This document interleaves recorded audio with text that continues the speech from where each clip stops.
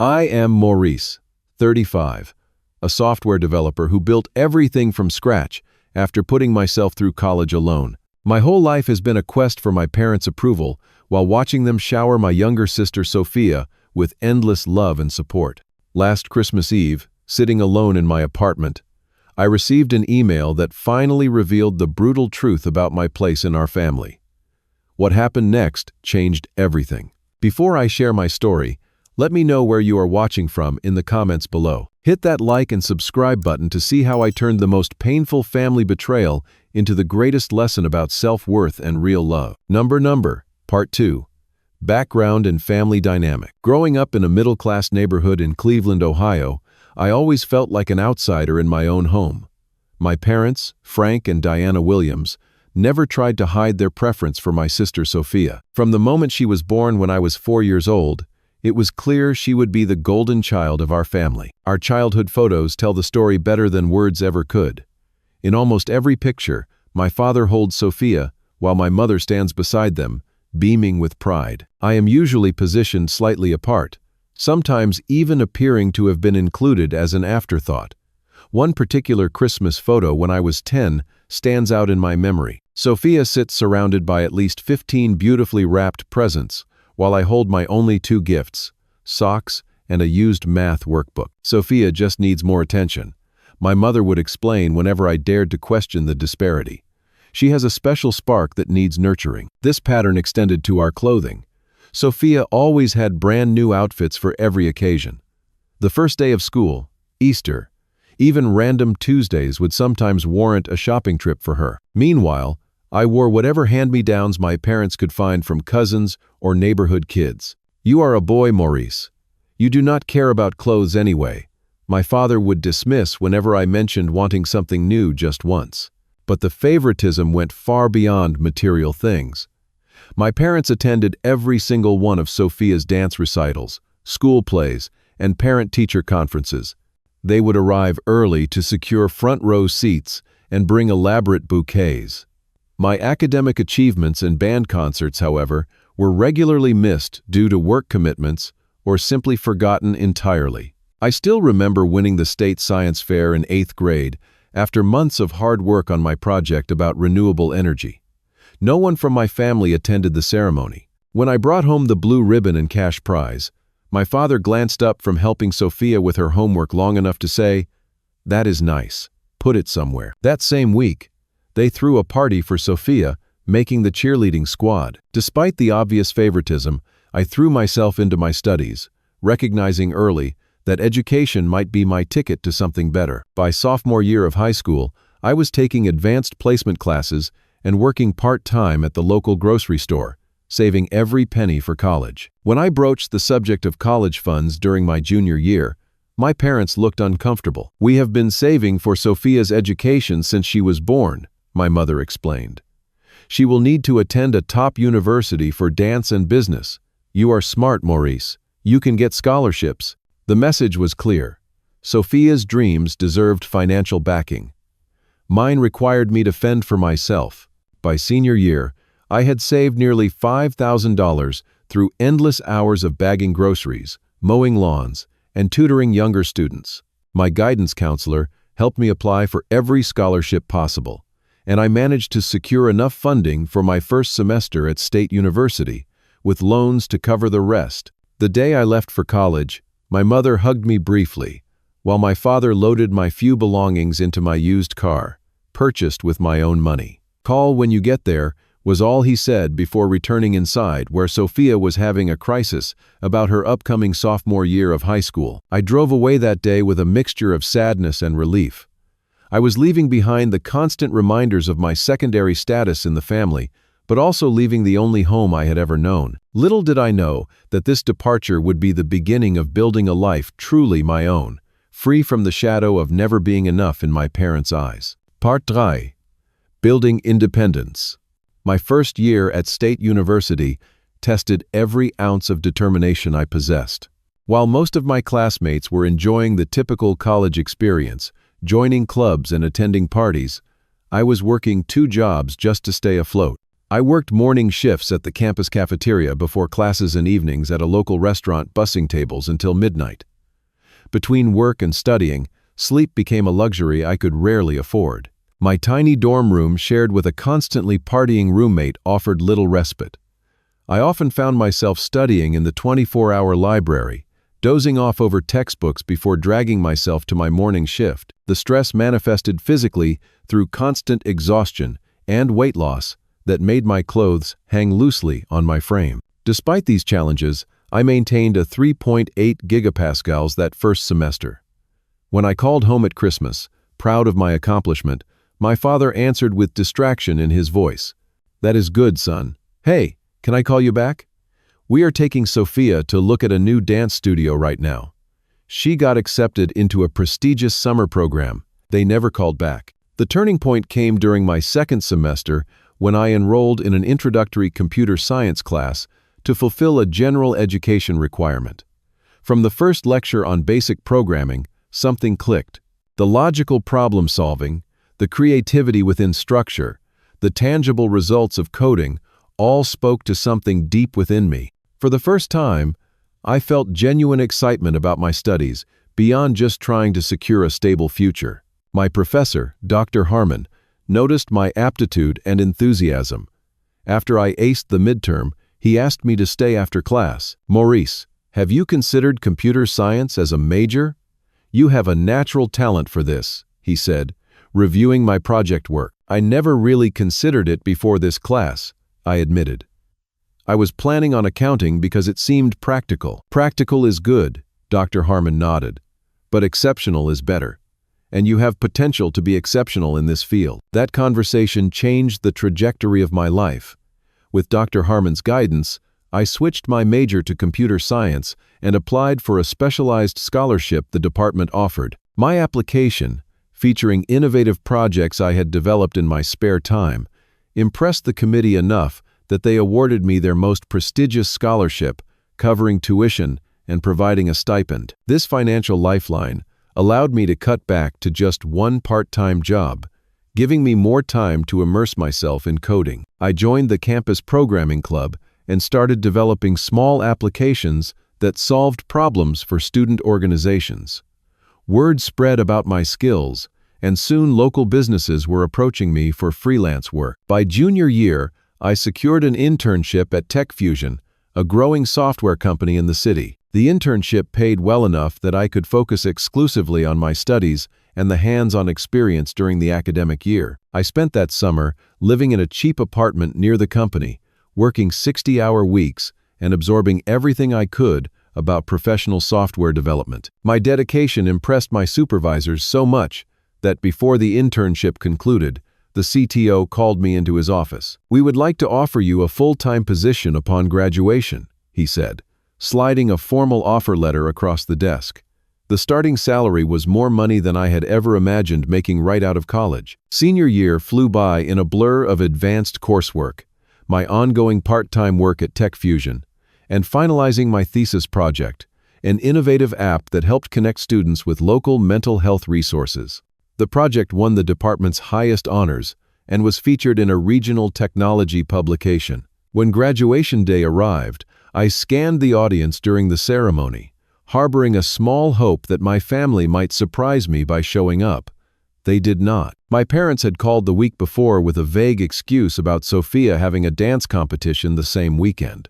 I celebrated instead with Dr. Harmon and a small group of friends who had become my support system throughout college. That evening, I called home to share the news of my graduation honors and job offer. "That is wonderful, honey," my mother said with the distracted tone I had become accustomed to.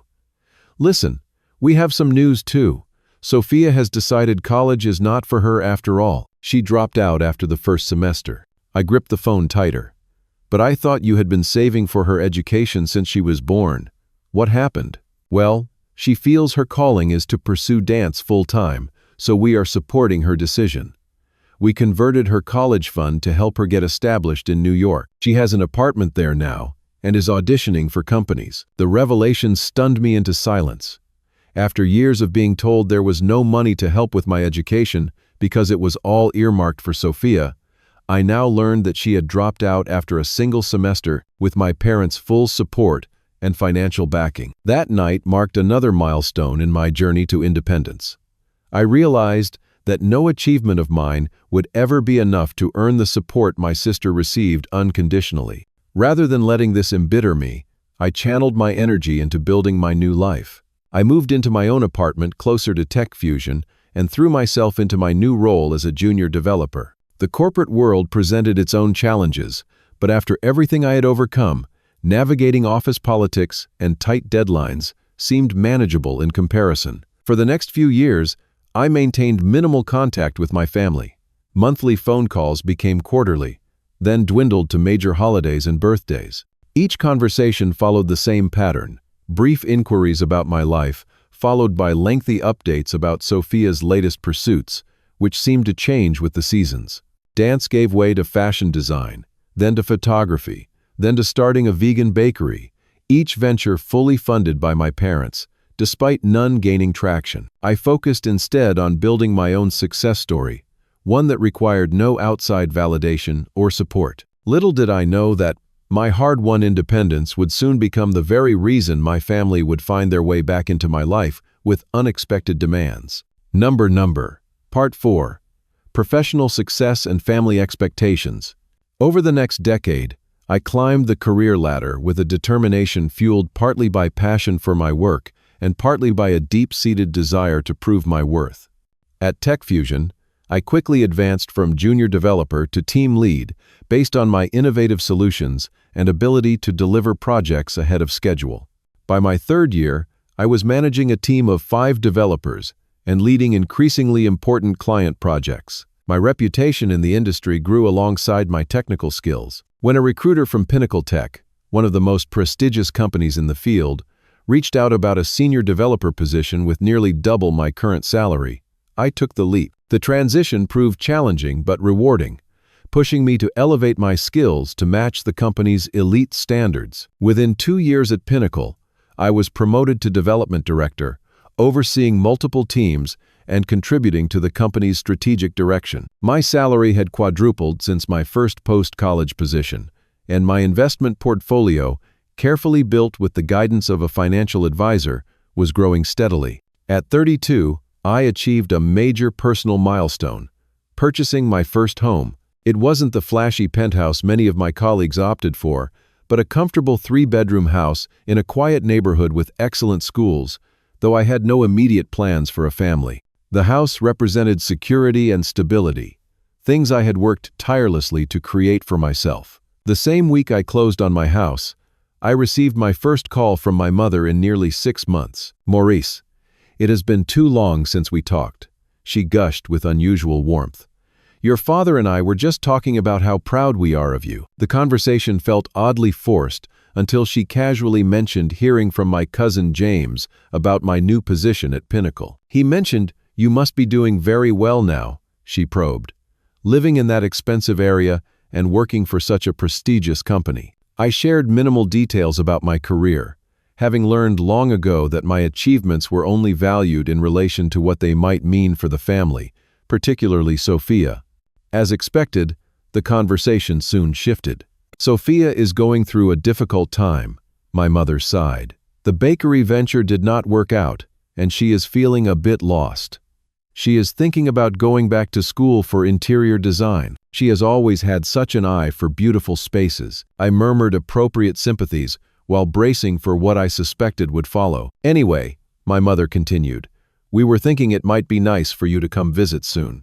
It has been years, and family should stay connected. Do not you think?" That call marked the beginning of a noticeable shift in my parents' interest in my life. After years of minimal contact, they suddenly began calling regularly, always inquiring about my work and living situation in ways that felt more like information gathering than genuine interest. My father, who had rarely spoken more than a few sentences to me during our infrequent calls over the years, now wanted to know specific details about my investment strategy and retirement planning. My mother began sending emails with links to articles about successful people supporting their families, always with the casual comment, "This reminded me of you.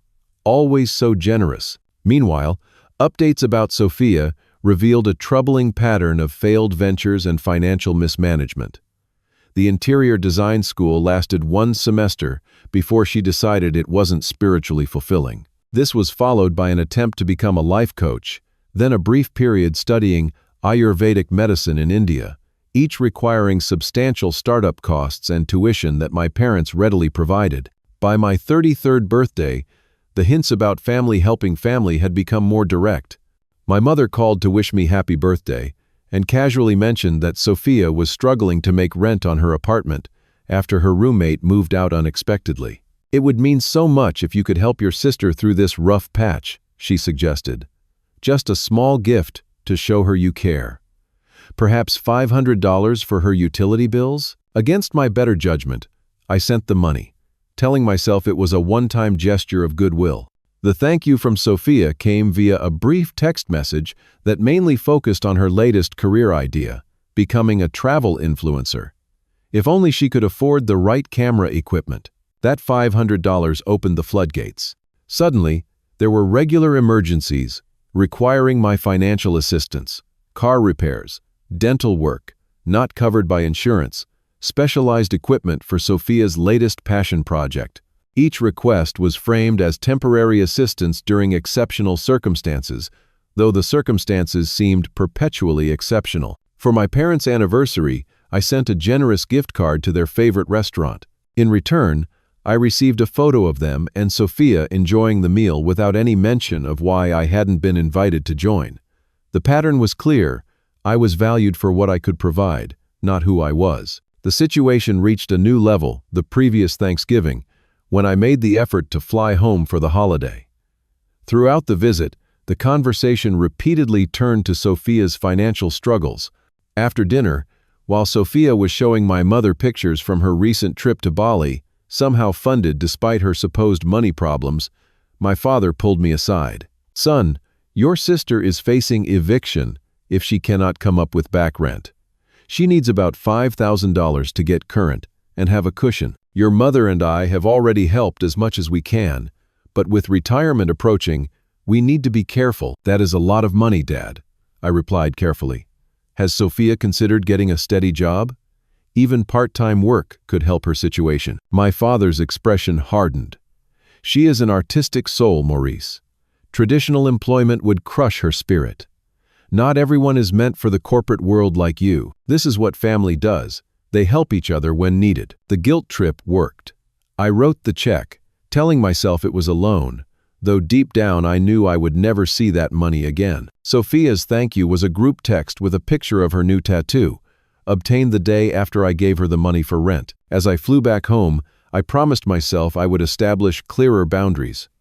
I had worked too hard for too long to become an ATM for my sister's lifestyle choices. Yet even with this resolution, I had no idea how severely my boundaries would be tested just a month later, when Christmas brought the most blatant display of my family's true feelings about me. Part 5. The Christmas Exclusion and Invoice. As December approached, I found myself unexpectedly looking forward to Christmas with my family. Despite the Thanksgiving tension, something in me still yearned for that sense of belonging that had eluded me throughout my life. I spent hours selecting thoughtful gifts: a high-end golf club my father had mentioned wanting, an elegant cashmere sweater for my mother, and for Sophia, despite my reservations, a professional quality camera to support her latest career aspiration. I spared no expense, wanting for once to demonstrate my success in a way they might appreciate. After ordering the gifts and arranging for them to be beautifully wrapped and delivered, I called home to confirm the Christmas plans, assuming I was welcome as I had been for Thanksgiving. My mother answered with her usual distracted tone.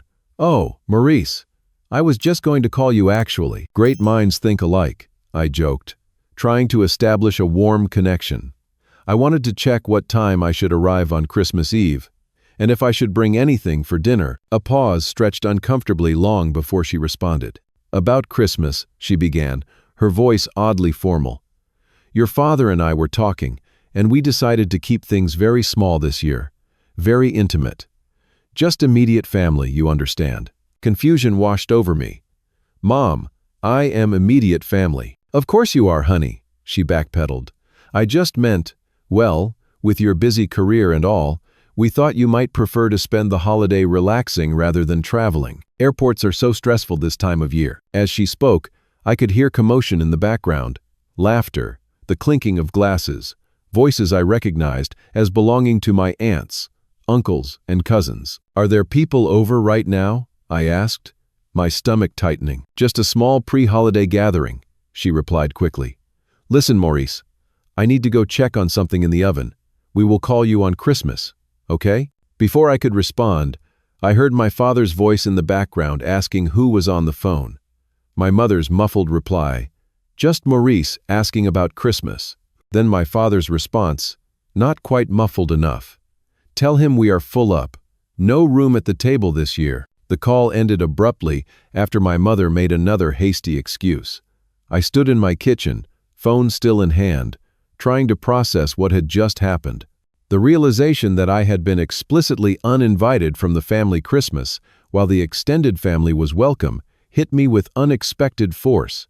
The expensive gifts I had ordered now seemed like pathetic bids for acceptance from people who couldn't even offer me a seat at their table. I called the companies and redirected the deliveries to charitable organizations instead. Christmas Eve found me alone in my apartment, having declined invitations from friends who assumed I would be with family. I ordered takeout from the only open restaurant I could find, a mediocre Chinese place, and tried to distract myself with a movie I wasn't really watching. At 10:43 da tarde, my email notification chimed. Expecting a work message or holiday greeting from a colleague, I was surprised to see an email from my father with the subject line, "Family financial matter requires immediate attention."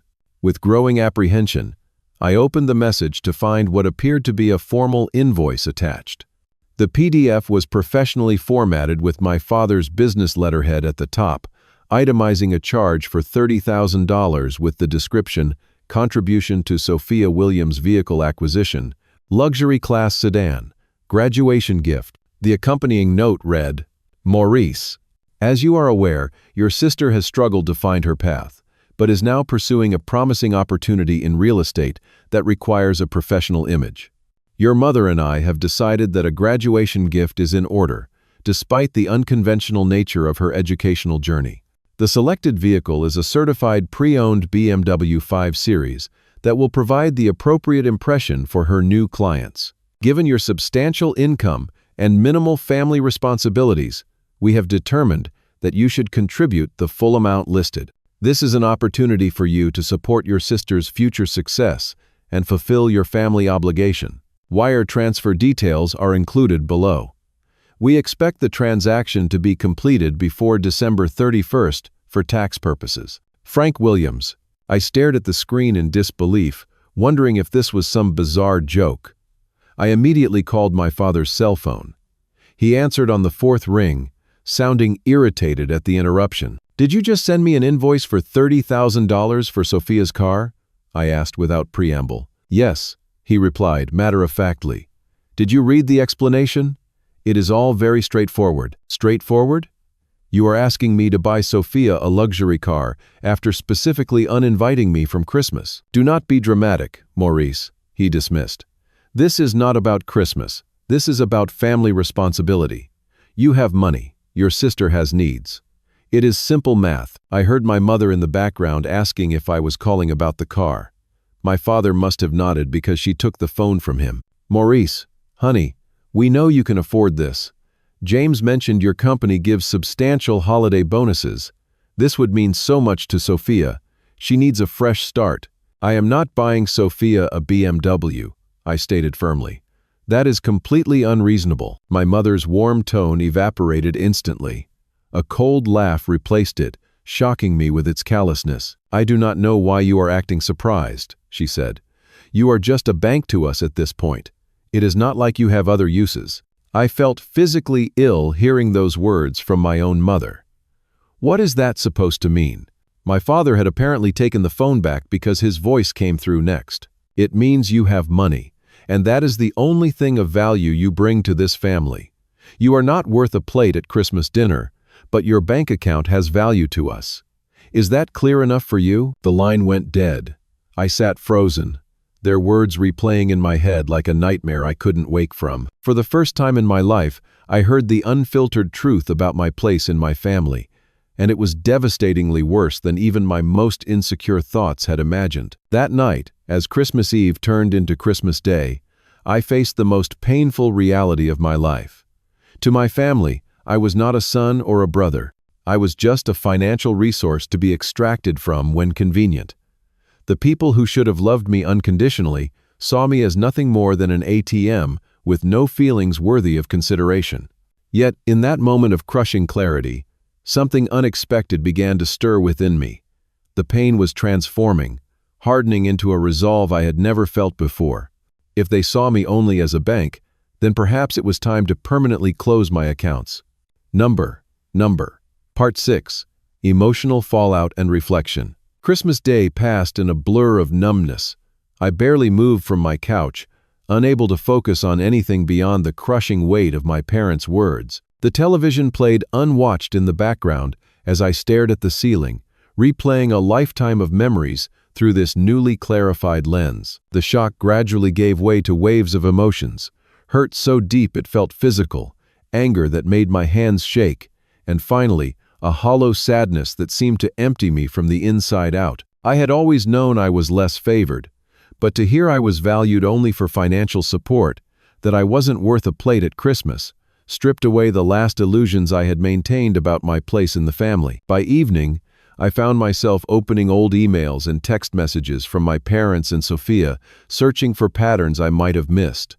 What I found confirmed my worst realizations. Nearly every contact over the past few years had included some form of request, whether subtle hints or direct appeals for money.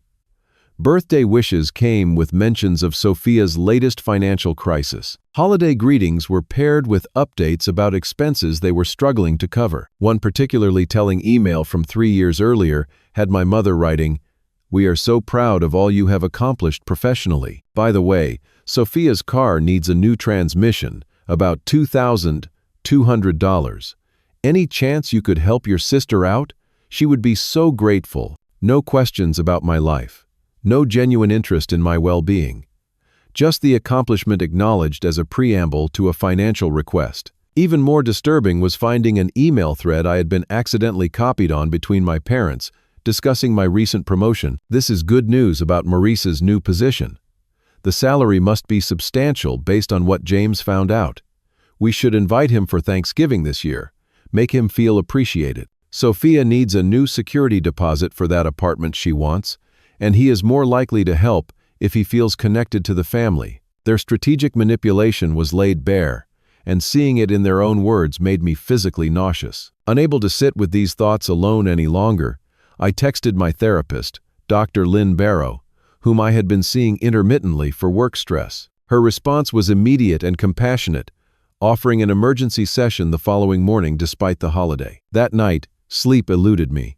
I found myself on social media at 3 a.m., something I rarely indulged in. There, on Sophia's Instagram page, was a photo posted just hours earlier, my sister standing beside a gleaming blue BMW with a massive red bow on top. The caption read, "Best Christmas ever. New wheels for my new career journey. Number, blessed number, dream car number, best parents ever." The timestamp showed they had purchased the car despite my refusal to pay for it. Additional photos showed the family celebration I had been excluded from. My parents, aunts, uncles, cousins, even distant relatives I barely knew, all gathered around a lavish dinner table with Sophia at the center of attention. One photo particularly struck me, showing an empty chair at the far end of the table that someone had draped a coat over, as if to ensure it remained unoccupied. When morning finally came, I arrived at Dr. Barrow's office looking and feeling like I had been through a physical ordeal. "I got your text, Maurice," she said as I sat down. "Tell me what happened." For the next hour, I poured out everything, from the Christmas exclusion to the invoice to the devastating phone call. I showed her the email and the social media posts. As I spoke, Dr. Barrow took notes, occasionally asking clarifying questions, her expression growing increasingly concerned. When I finally finished, she set aside her notepad and leaned forward. "Maurice, What you're describing is not normal family behavior. It's emotional abuse and financial exploitation, she said firmly. The level of manipulation here suggests a long-standing dynamic that has escalated as your financial situation improved. I always knew I wasn't the favorite, I admitted, but I never thought they saw me as nothing more than a checkbook. Based on what you've shared, this goes beyond favoritism, Dr. Barrow explained. This appears to be a toxic family system where roles were assigned early on. You were designated the provider, while Sophia was the deserving recipient. These roles had nothing to do with either of your actual qualities or needs. She helped me recognize how my lifelong quest for approval had made me vulnerable to this exploitation. Each time I had provided financial help, I had reinforced the dynamic, hoping it might finally earn me the love and recognition I craved. Your worth is not determined by what you can provide to others, Dr. Barrow emphasized. Healthy family relationships are reciprocal, with each person valued for who they are, not what they can give. She then asked a question that stopped me cold. Maurice, if your parents never change, never acknowledge your worth beyond your financial contributions, what would that mean for your relationship with them, moving forward? I had no immediate answer. The thought of permanently severing ties with my family, despite everything, still filled me with dread. Yet continuing in this pattern seemed equally unbearable. Over the next few days, I began the painful process of examining my family relationships with clear eyes. I created a document detailing every financial request over the years, calculating that I had already given my family over $45,000 in loans that were never repaid or acknowledged beyond the moment of receipt. I examined photos spanning decades, noting the physical distance between me and the rest of the family in nearly every image. I reviewed holiday cards where my accomplishments went unmentioned, while Sophia's most minor activities were celebrated extensively. The evidence was overwhelming and heart-wrenching. I had been desperately trying to buy my way into a family that had decided my value long before I had any money to give. In a follow-up session with Dr. Barrow, I explored my options. Going forward, I could continue the pattern, hoping for change. I could confront my family directly about the toxicity, or I could establish firm boundaries, possibly including limited or no contact, to protect my emotional and financial well-being. Whatever you decide, Maurice, Dr. Barrow advised, it needs to come from a place of self-respect, not from hope that it will finally change them. That change may never come, and your well-being cannot depend on it. Her words resonated deeply. For the first time, I began to understand that my worth wasn't tied to my family's approval or their willingness to give me a seat at the table. I had built a successful life, formed meaningful friendships, contributed positively to my community, all without the support most people receive from their families. The realization was simultaneously liberating and profoundly sad. I was grieving not just the recent rejection, but the family relationship I had never had, and now understood I likely never would. As December drew to a close, I knew I needed to respond to my family's outrageous demand with clarity and firmness. I would not send money for the car they had already purchased. More importantly, I would no longer accept the role they had assigned me in their family system. The question remained, how exactly to convey this boundary in a way that would be unequivocal while still allowing me to maintain my dignity and self-respect. I needed strategic guidance beyond emotional support, and I knew exactly where to turn next. Part 7. The Strategic Response. With the new year approaching, I scheduled meetings with two professionals, my financial advisor, Mark Stevenson, and a family law attorney, Rachel Chen. I needed expert guidance to protect myself while establishing the boundaries I now recognized as essential. Mark's office was warm and welcoming, a stark contrast to the cold reality I was facing. After explaining my situation, including showing him my father's invoice and documentation of previous financial requests, his expression grew increasingly troubled. Maurice, I've worked with many clients dealing with family financial pressures, but this is among the most egregious cases I've seen, he stated, reviewing the documents. Your parents have essentially created a one-way financial relationship that's unsustainable and inappropriate. Together, we developed a comprehensive financial protection plan.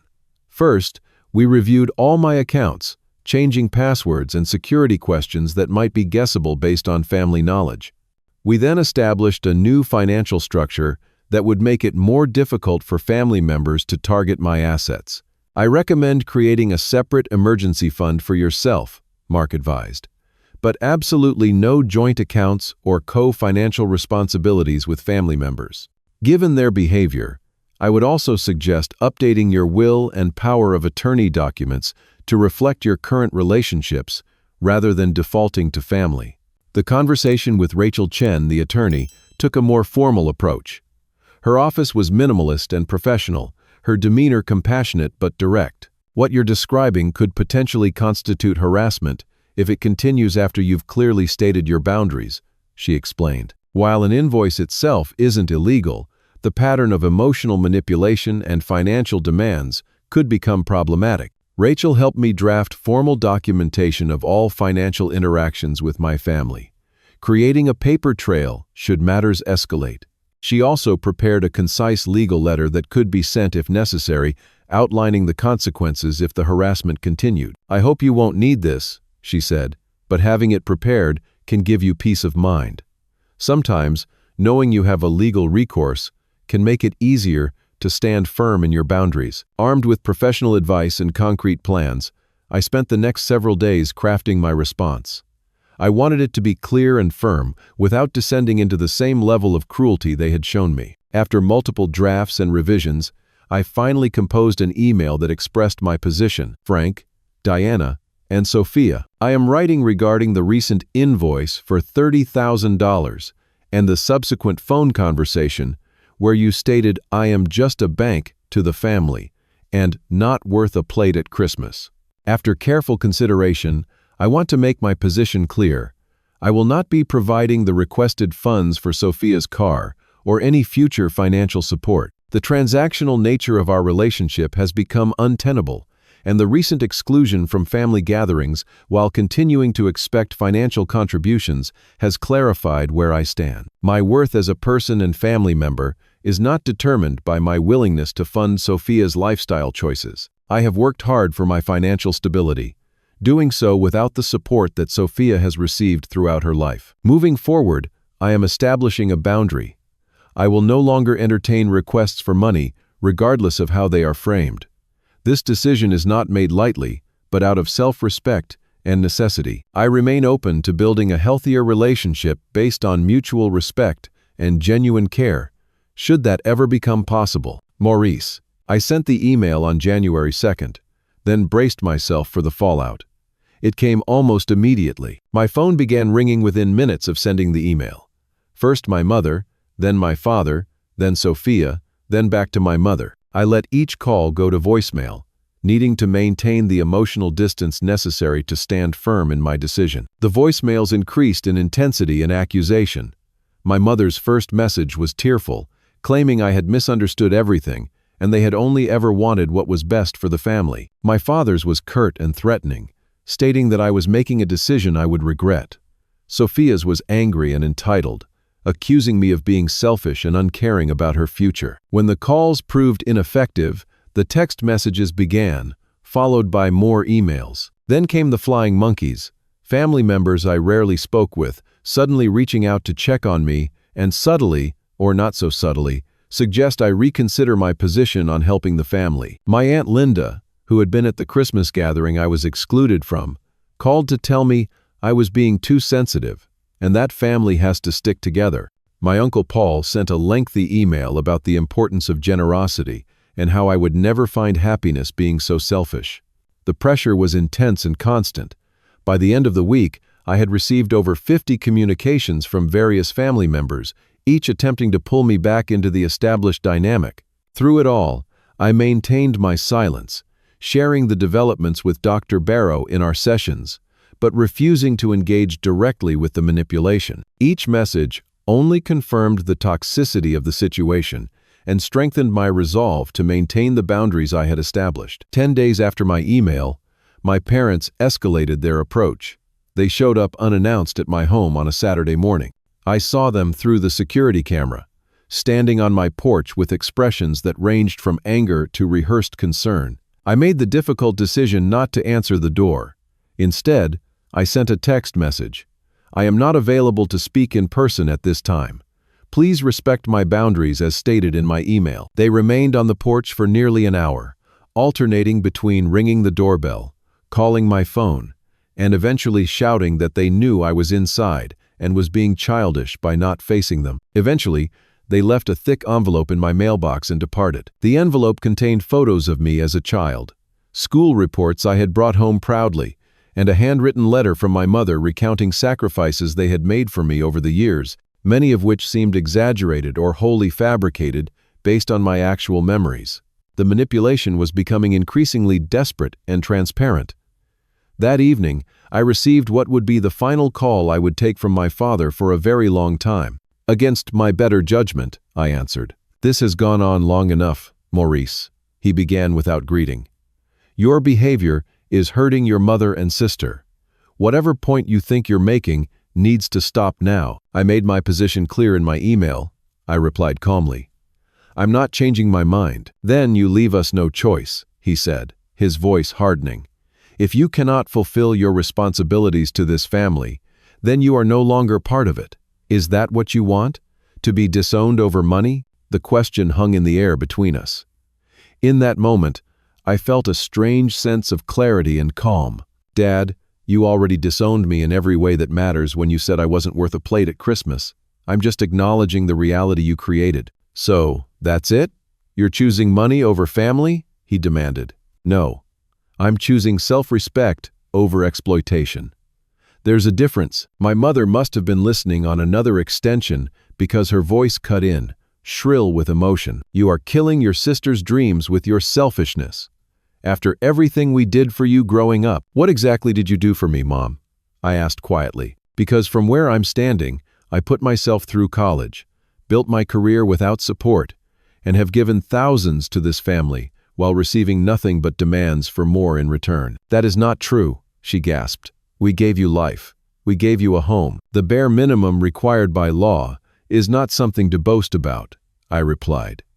"I'm done with this conversation and this dynamic. Please don't contact me again unless you're ready to acknowledge the harm you've caused and work toward a healthier relationship." I ended the call as they both began talking over each other.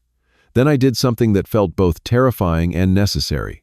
I blocked their numbers, email addresses, and social media accounts. I did the same for Sophia and the extended family members who had joined the pressure campaign. The silence that followed was deafening but necessary. I had drawn my line in the sand, and for the first time in my life, I had chosen my own well-being over the desperate need for approval I had carried since childhood. The weeks that followed were some of the most difficult of my life. There were moments of doubt, nights of questioning whether I had done the right thing. The programming to prioritize their needs over mine ran deep, but with each passing day of freedom from their demands and manipulations, I felt a growing sense of peace that confirmed I was on the right path toward healing and self-respect. Part 8. Healing and New Beginnings. The initial weeks following my communication cutoff were the hardest. I would reach for my phone to check for messages before remembering I had blocked everyone. There were moments when guilt and second-guessing threatened to overwhelm me. Had I been too harsh? Was I overreacting? The programming to doubt myself and prioritize my family's feelings ran deep. Dr. Barrow became my anchor during this period, helping me recognize these thoughts as the result of years of conditioning rather than a true reflection of the situation. "What you're experiencing is common for anyone breaking free from a toxic family dynamic," she assured me. "It's like withdrawal from an addiction. In this case, the addiction to seeking approval from people who weren't capable of giving it." I threw myself into work initially, a familiar coping mechanism from childhood. But Dr. Barrow gently challenged me to find healthier ways to process my grief. "You're not just grieving the loss of these relationships as they were," she explained. "You're grieving the family relationships you deserved but never had. That's profound loss that needs to be honored." At her suggestion, I joined a support group for adults dealing with toxic family relationships. The first meeting, I sat silently, listening to others share stories that echoed aspects of my own experience. By the third meeting, I found myself speaking, tentatively at first, then with increasing openness as I was met with understanding nods rather than judgment. Thomas, a man in his 40s, who had cut ties with his parents 5 years earlier, approached me after one session. "The first year is the roughest," he said, "but I promise it gets easier. You're doing the hardest thing, but also the right thing, by choosing yourself." His words stayed with me, a reminder that I wasn't alone in this journey. The support group became a vital part of my healing process, providing community with people who understood without explanation. My friend circle also proved invaluable. James and Alicia, friends from my college programming club who had become like family over the years, made sure I wasn't alone on difficult days. They invited me to Sunday dinners, included me in their family game nights, and never pressed for details about my family situation unless I offered them. 6 months after cutting contact, I found myself in a meeting with Mark, my financial advisor, reviewing my portfolio when a thought occurred to me. The money I've been saving, the amount I would have potentially given to my family over the next few years. I want to do something meaningful with it, I told him. "What did you have in mind?" he asked. "Education changed my life. I want to help others who might be in the situation I was in, trying to put themselves through college without family support." Together, we researched options, eventually connecting with a local community college foundation. I established a scholarship fund specifically for students without family financial support, covering not just tuition, but also living expenses and technology needs that often went unaddressed by traditional financial aid. The day I finalized the scholarship, funding it with what would have been several years of my family's financial requests, I felt something shift inside me. The money that had been positioned as my only value to my family was now becoming a force for positive change in the lives of students who, like me, were fighting to create their own paths. My healing journey wasn't linear. There were still difficult days, particularly around holidays and birthdays. But I was building a life centered on my own worth rather than others' assessment of my value. I expanded my interests beyond work, taking cooking classes, joining a hiking group, and volunteering at a local youth coding program where I mentored teens interested in technology careers. Exactly 1 year after the Christmas invoice incident, I received an email that had somehow bypassed my filters. It was from Sophia, sent from a new email address I hadn't blocked. The subject line read, "Emergency, need your help." With trepidation, I opened it. "Maurice, the BMW is being repossessed. I missed 3 payments, and the bank won't work with me anymore. Mom and Dad are saying they can't help this time. I need $7,000 to catch up on payments, or I lose the car and all the money that's been paid. Please help. This is an emergency. Sophia." No greeting, no acknowledgement of the past year, no recognition of the pain caused. Just another demand framed as an emergency. After consulting with Dr. Barrow, I crafted a response that maintained my boundaries while offering a different kind of help. "Sophia, I'm not providing money for the car payments. However, I'm willing to pay for 3 sessions with a financial counselor who can help you develop a sustainable budget and navigate this situation. Let me know if you'd like their contact information. Maurice." Her reply came within minutes, a tirade of accusations and insults, calling me selfish and uncaring, saying I was enjoying watching her suffer. The old me would have been devastated by her words. The new me recognized them as manipulation and remained steady in my decision. 3 days later, I received another email from her, this one markedly different in tone. "I've been thinking about your offer. Maybe I do need help figuring out this money stuff. It's not what I wanted, but if you're serious about the financial counselor, I guess I could try it." It wasn't an apology or acknowledgement, but it was a small opening. I arranged for her to meet with Diane, a compassionate but no-nonsense financial advisor who specialized in helping young adults establish financial independence. Sophia's journey was her own, and I maintained clear boundaries throughout.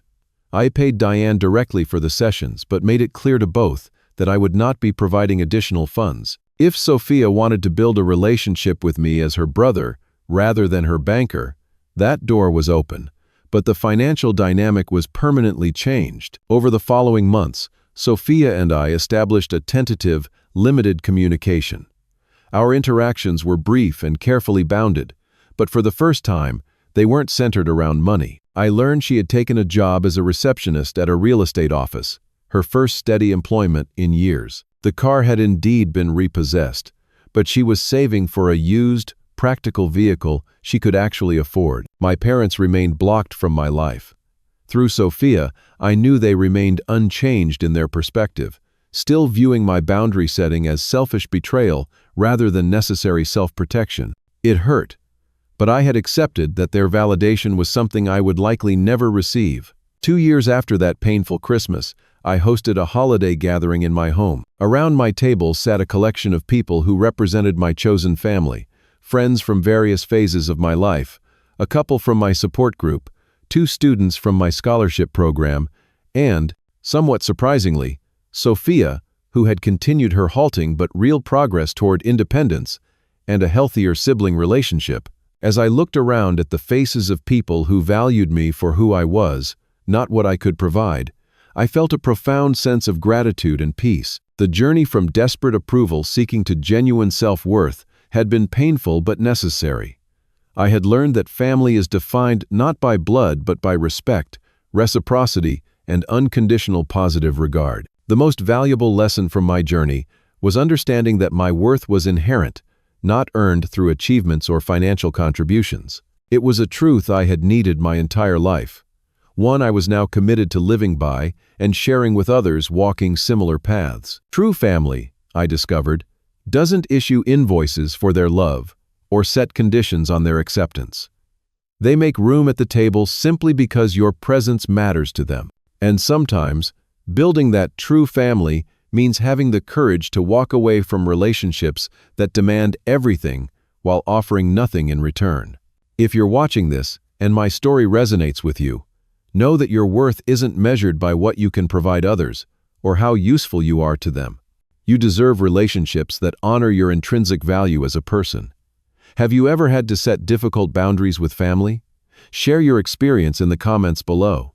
If this story helped you feel less alone, please like, subscribe, and share it with someone who might need to hear it today. Thank you for listening to my journey. And remember, choosing yourself isn't selfish.